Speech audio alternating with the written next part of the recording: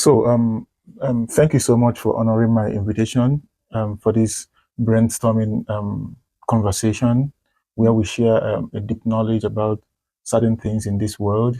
Um, that notwithstanding, I'm Anthony. What about you? Can you tell us your name? I'm Nefeli. So, Miss Nefeli, thank you so much once again. I have put up some questions here in writing. How do you feel from white person's point of view when African women wear wigs and abandon their natural hair? So first of all, I think white women have a lot of opinions and point of views on black women, and I think that is not so good to promote what white people think. So why should I have an opinion about it? All this time, for instance, Okay, white woman, I saw one clip like this, and she wanted to fire one lady because she left her natural hair in the shop she worked, and she fired the lady. And then after years, I will come back and say, now you're wearing a wig, why you wear a wig? So it's like this, like, oh, first you tell somebody that his hair is shit, then you come back and say that the hair that they wear, which looks like my hair, is also a shit. okay. So this person should not exist in this world, or what? So, This is not diplomatic. This is a very deep thinking. but okay, in a way, Because if somebody likes to wear a wig, then she should go and wear a wig. But okay. if somebody doesn't want to wear a wig, then don't wear a wig. So But you should you know see that it as your a hair is what you have. Like when I was small, for instance, my sister had curly hair. I have straight hair. I wanted curly hair, but then I realized that I have what I have, and that's all. And I love myself. Okay. okay. So you see hair as fashion, irrespective of you are a black woman or a white woman, is fashionable. So if you're a black woman and you decide to wear a wig, it's fashion, it's a choice. So you don't see it as a kind of inferiority complex or I mean, it could be a part of inferiority complex, and wearing a wig is also part of like this kind of colonial order. But also, when you speak, for instance, about Africa and colonialism, mm, why should it always be? Why should I even have an opinion about this? Like, I mean, everybody should ask themselves, and they're surely also part of somebody who needs to heal or learn how to take care of their own hair, or because there are also women who don't know, and there are some women who know and who have learned it from their mother and grandmother and sister, and there are women who have so much white parents and they don't know. they don't know what. They don't know how to take care of their hair or how to make their hair look this way or this way or this So way. to summarize what we're saying here, often like Or do you know Letizia? Do you know? what did she say? She is a artist that makes art with her hair, and she works so much in this field where she uses pre-colonial pictures of women's hairstyle with very different hairstyles, and she tries to recreate them. Okay. So this is also a path of going back to something that is more historical and reconnecting yourself with who you are.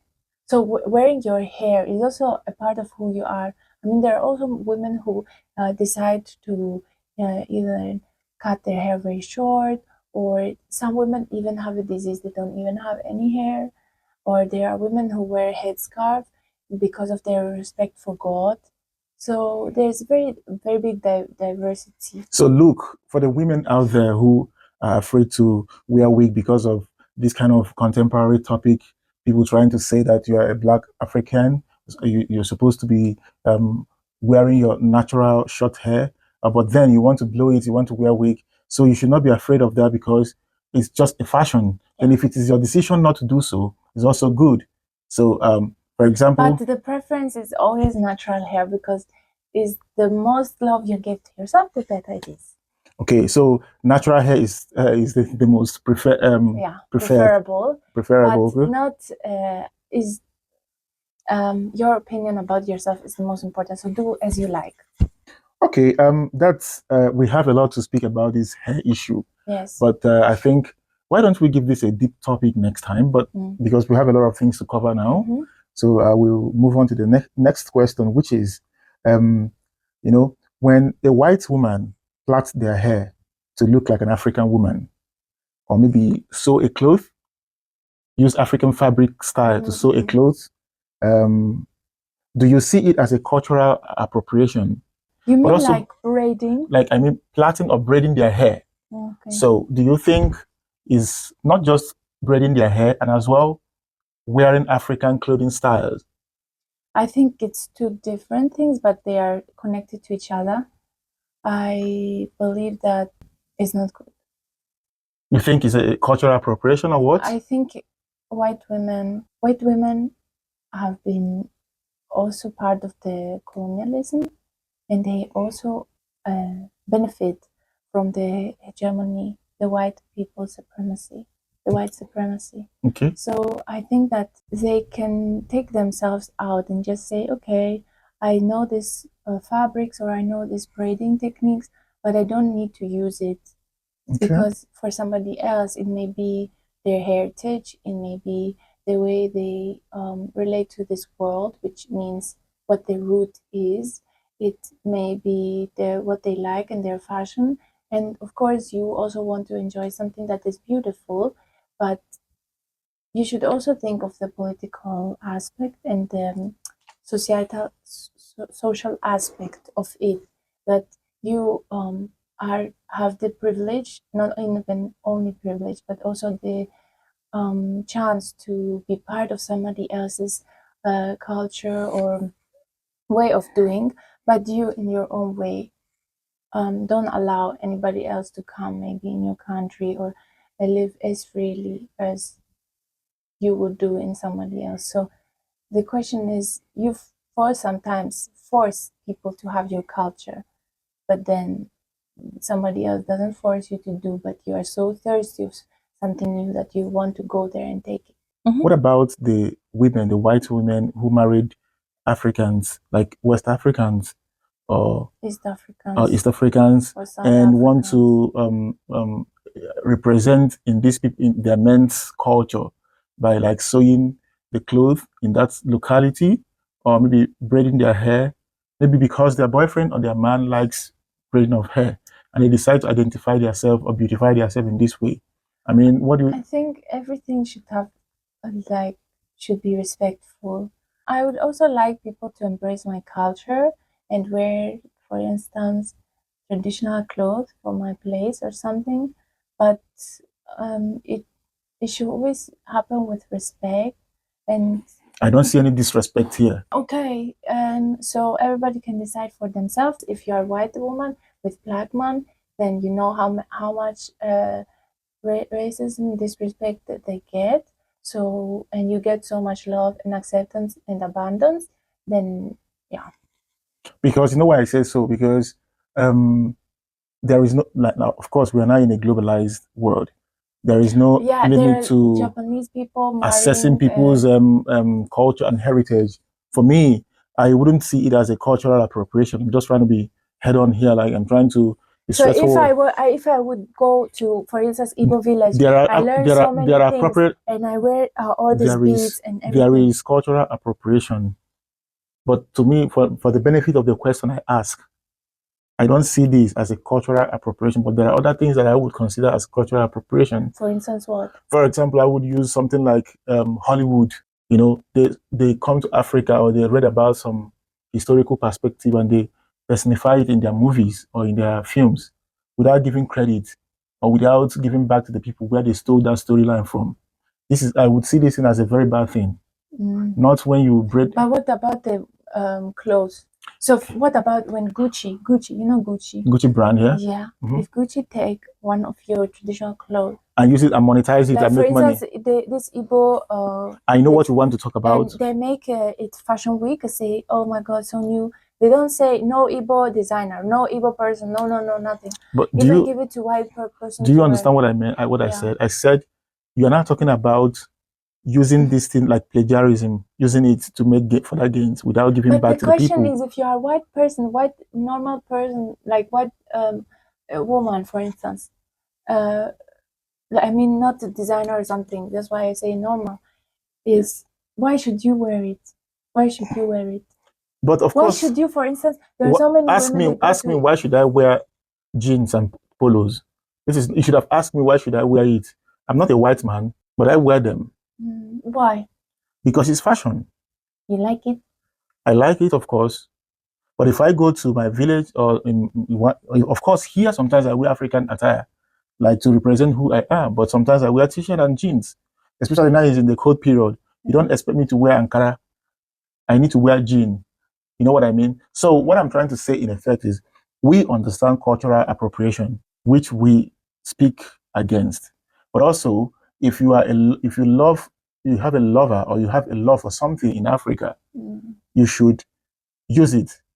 In fact, when you use this kind of thing, you publicize our culture and even make But it you more know, the famous. problem is Because no. we want There are people who don't have. They are from Africa and they cannot connect to Africa again because people have cut their ties with them. So then somebody might come and use it to publicize or to praise themselves with feathers and be like this and this. It's something that does not belong to them. But somebody which it belongs to them, they have to take it away and throw it away just to fit this is a into different this. thing because if an African throws away his heritage or culture or way of dressing because of Kolo, as Fela Kuti would say in his song Kolo mentality, Yeah. and if you throw this thing, your heritage away and embrace other people's culture, then it's your own. It is left for you to realize right now and forever that you don't have to put away your heritage and replace it with other people's culture.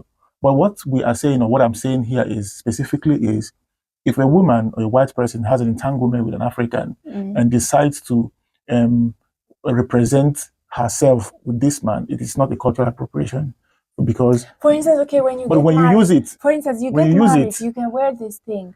but when you use it, like monetize it, like you use the evidence or the example you made with Gucci, yeah, or you then you it becomes you make a brand out of it it. becomes cultural appropriation. That is what I will agree. But when you use So it, when you make money out of it, right? when you use it in, when you use something like imperialize something, Yeah. then it's no longer good. But when you use something like, of course, when you like we have Ishiago in Nigeria, Ebola, and we have Ankara, we have different types of. If you wear this kind of a thing here and make all the people like Ishiago, for example, and they come to Nigeria to buy a lot of it, I mean, they have increased in our economy. They have. It's a way of, but I think why people don't want to publicize other people's brand and heritage. That is why they discourage their people not to use them. Because the more you publicize something, the more advantageous it becomes to the owners.